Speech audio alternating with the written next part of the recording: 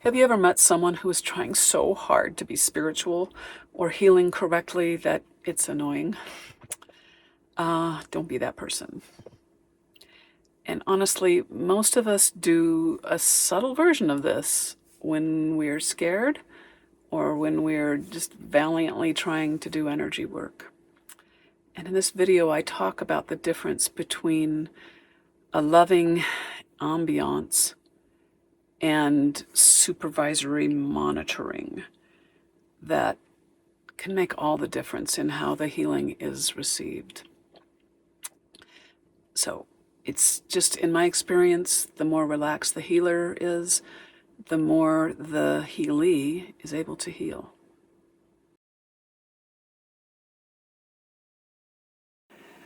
So today I want to talk about how to be aware of yourself while you're doing this distance healing or while you're doing energy work. And I so appreciate you coming here. And I know that you've shown up valiantly, like you really want to contribute. You want to, if you know how to cycle, you want to cycle for the other people, for the people and the animals on the list that want to be healed. If you're here for yourself, you also care deeply about your healing, and you're here. And this valiance of doing it right can sometimes narrow our perception. It's like the focus goes, and then suddenly we're surveilling, we're monitoring, we're staring, instead of just sort of relaxed. And if you know about how the world works or how things happen, when we focus, we let go of connection of 99% of what we're actually perceiving. And it's not that I want you to just smash into the field and lose your focus. I don't want that at all, but I don't want you to lose the context that you're in. The here and now context of whatever you're doing while you're watching this video and participating in this healing. All right, so if you sort of just follow along, there's a difference between that and just like staring at me and staring at the other people and trying to attune to each other and trying too hard. And your nervous system feels the difference. So this is like not anything that you don't already know. I'm just applying it to this scenario because sometimes we get all magical and mystical and forget that healing comes from an automatic place that we don't manage. Okay. I was thinking of how to describe this, and it reminded me of last year when I was taking care of my infant granddaughter. I would be doing household, I'd do the dishes, I'd do some laundry, sweeping, checking things. But I was also watching her, and she was like crawling around, and the second she started moving towards something that might tip over and kill her or hurt her in some way, she wouldn't kill her, but it was pretty child safe. But as soon as there was any danger or she got frustrated and needed me in some way, I was just right there. But I wasn't staring at her the whole time. I was trying to get other stuff done, and there was this awareness that she was around, that I was the adult in the room with her, and I just knew that I would notice what I needed to notice. And that's a little different than maybe a hovering parent that's like staring at their baby like, oh, you're going to eat something that you shouldn't? Are you going to put something in your mouth that you shouldn't? Are you going to like fall down and hurt yourself? Are you going to like all this worry and focus and this valiant effort to keep their sweet baby safe, and usually backfires because the nervous tension, the baby feels it and just creates a big problem anyway, it's just not good, right? I think we all know. I don't even know how to say how it's not good. It's just not good. And I know if you've ever been hovered over, you're just like, ugh, get away from me. And the babies feel that too. And the healing feels that too. All right? So not that the healing's a person, but this is like a natural system we're engaged in. So not a supernatural system. So some of these this is what I've noticed helps a lot. It's just sort of a relaxed participation.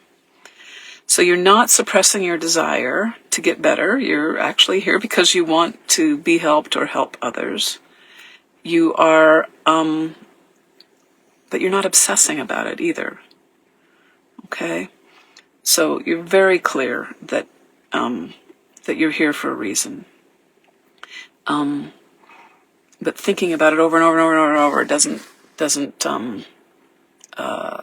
help the process. So in the baby analogy, it was very clear to me that I was the adult taking care of her.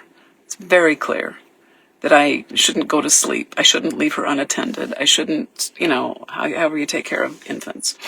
Same thing in healing.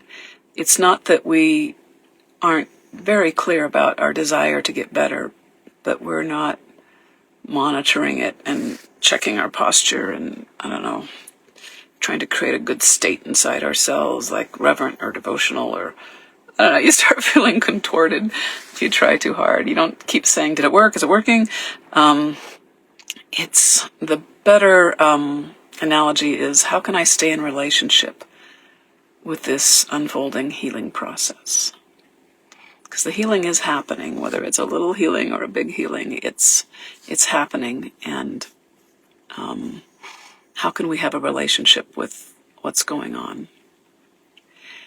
All right. And then this particular event, this group distance healing, lasts about a half hour, right? So what do we do with the other 23 and a half hours of the day? Healing continues outside the sessions. This is just a catalyst, right? It's a process that unfolds all day long. And life reorganizes, and you can sense, like, if you can trace it, you go, oh, I think I feel better because of what I did in Suzanne's healing group earlier today or yesterday. And I would say, rather than trying to just hold on to it for all your time, you need to focus on other things. You've got other stuff to do, right? But you can't, so how can you put it in the background so that it accompanies you without needing to sit and stare at it? And I think the way I do it is with spinning. Like, I run my spinning meditation most of the day.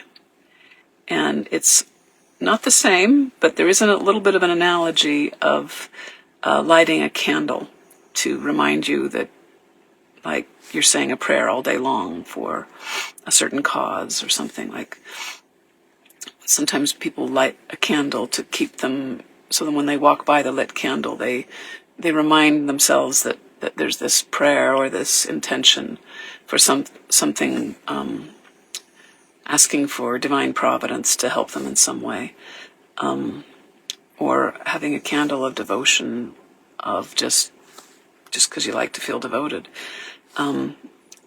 So what I like with the spinning is you can do it while you're doing other things. Like, so I'm cycling while I'm thinking about what I'm saying right now. I'm interacting. I'm doing stuff, what I do professionally, which is teach, while I'm spinning, and so can you. So it's this gentle relationship with the possibility of healing that you carry all day long. I can carry it in my cycling. Another place to put it is just in your heart, like the back of your heart. Problem with that is that it's, well, I guess it's easy to forget that you're spinning too, but spinning is a moving thing, so it's easier for me to remember than if I put something in the back of my heart, then I kind of forget about it. Which doesn't mean it wasn't good, but yeah, all right. So, when we do these healing things, these events, you just notice what you notice. And you allow images and sensations to naturally arise. So in a few minutes, we're going to go into a more guided visualization process. And I always think that the images that arise from your subconscious are more telling than the ones that your ego says, oh, that's the right image, or that's what I think I want to do. So we're going to be going into a healing sanctuary in our imagination, which is actually a real place, and we will go around we'll be in a circle around a pond, and you might feel like blasting love, light, and peace onto the Healies, the people and the animals that have asked for healing. And I would say that that's about you, that's not about them, and that that the inner gesture of respect for each being's process is going to amplify the healing much better than putting healing onto them, because you have to brace when somebody's fixing you, right? So even if you want to be fixed, it's different when something shifts inside you and then suddenly you're glowing. You can't just shine a light on somebody and expect them to glow.